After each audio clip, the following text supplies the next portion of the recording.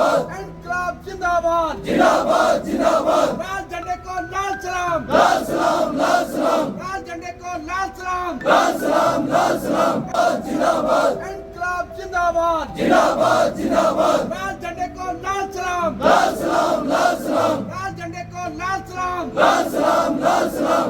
इनकलाब जिंदाबाद जिंदाबाद जिंदाबाद। मजदूर एकता जिंदाबाद जिंदाबाद जिंदाबाद। मजदूर एकता जिंदाबाद जिंदाबाद जिंदाबाद। श्रम विभाग मुर्दाबाद मुर्दाबाद मुर्दाबाद। श्रम विभाग मुर्दाबाद मुर्दाबाद मुर्दाबाद। एमपी मैनेजमेंट मुर्दाबाद मुर्दाबाद मुर्दाबाद। एमपी मैनेजमेंट मुर्दाबाद।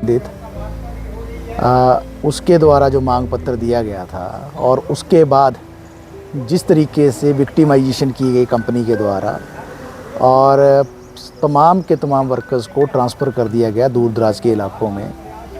और ये मसला क्योंकि हाई कोर्ट के अंदर भी पहुंचा था, हम ही इस मसले को लेकर गए थे, तो हाई कोर्ट ने भी इन ट्रांसफ़र पर जो है बुनियादी तौर पर जो है रोक लगाई थी। बाद में ये मसला जो है हाई कोर्ट ने ये कहा कि जो अप्रोप्रिएट कोर्ट है वहाँ इसको ले जाया जाए, तो अभी लेबर कोर्ट के अंदर ये मसला चल रहा है। लेकिन हमारा कहना ये है कि जीएमपी के अंदर जब से यूनियन का निर्माण हुआ है, लगातार एक कोशिश रही है प्रबंधन की ओर से जो कर्मचारी हैं उनकी प्रताड़ना करने की। यूनियन बनाने का अधिकार हमारे देश में सन 1926 में अंग्रेज़ों के ज़माने में मिल गया।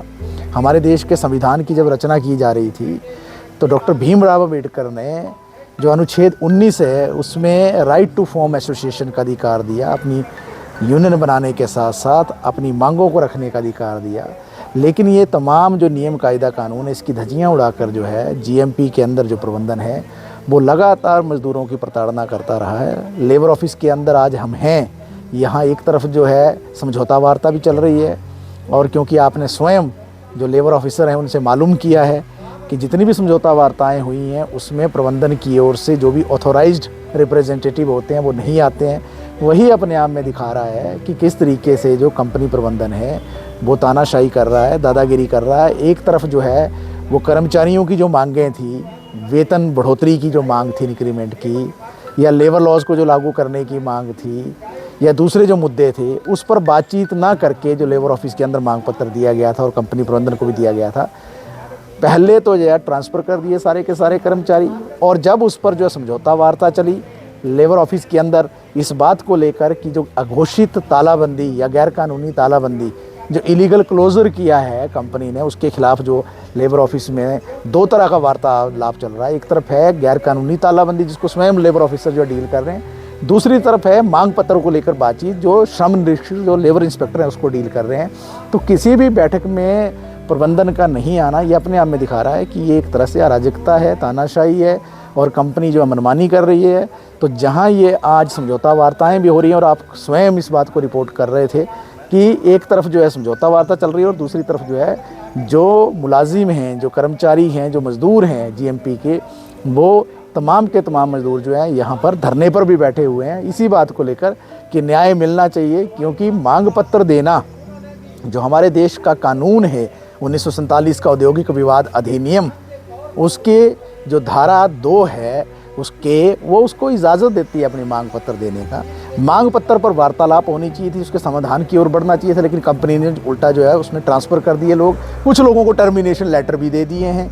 और ये सारे विषय जब चल रहे हैं तो उसमें हम ये भी कहना चाहते हैं लेबर ऑफिस की जो भूमिका है, हालांकि इन्होंने हस्तक्षेप किया लेकिन जिस तरीके से इनके ऊपर कड़ी कार्रवाई अमल में लाई जानी चाहिए थी कंपनी प्रबंधन पर, इनको पेनल्टी लगानी चाहिए थी, इनके ऊपर फ़ाइन लगाने चाहिए थे, इनका जो प्रोसिक्यूशन करना चाहिए था, वो कार्रवाई उस तरीके से नज़र नहीं आती है। इसलिए मज़दूरों में गुस्सा है।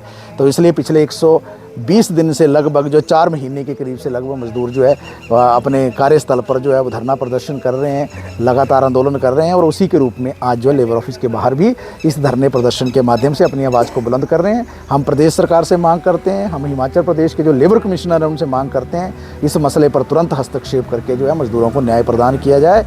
क्योंकि हिमाचलियों के रोज़गार का जो विषय है और जो दूसरे हमारे देश के भी जो दूसरे लोग हैं जो अलग अलग हिस्सों से, उनका जो रोज़गार का प्रश्न है वो सर्वोच्च प्रश्न होता है। उनके रोज़गार अधिकार को छीनने वाली कंपनी जो, उस पर किसी भी तरीके से जो नरमी नहीं बरती जानी चाहिए, उस पर कड़ी कार्रवाई अमल में लाई जानी चाहिए।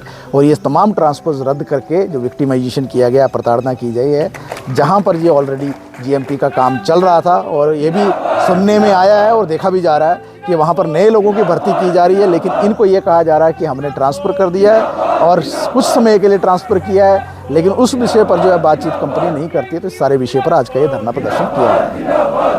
हाँ, जीएमपी का विवाद काफ़ी समय हो गया चल रहा है। इनका जो विवाद है वो ये है कि कंपनी ने वर्कर को जो बद्दी लोकेशन है उसे ट्रांसफ़र करके जो देश के अलग अलग हिस्से हैं वहाँ पे उनको भेज दिया।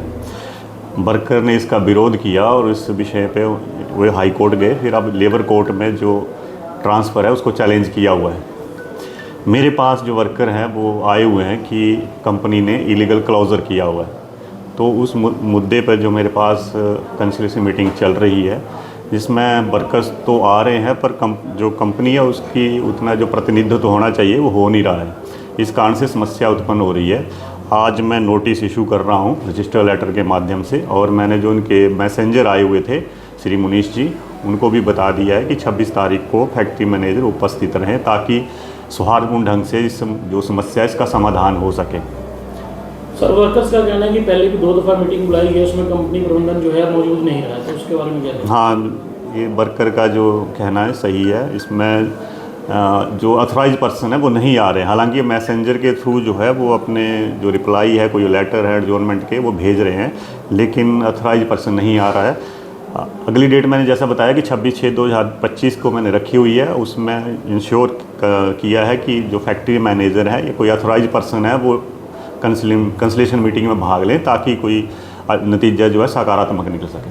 अगर सर उस डेट पे भी कंपनी का कोई प्रतिनिधि नहीं आता है तो क्या आगे कार्रवाई है? तो जो एज़ पर लॉ होगा वो काम करेंगे, कानून के अनुसार जो भी बनेगा वो काम करेंगे, कंपनी के खिलाफ जो एक्शन बनेगा लेंगे।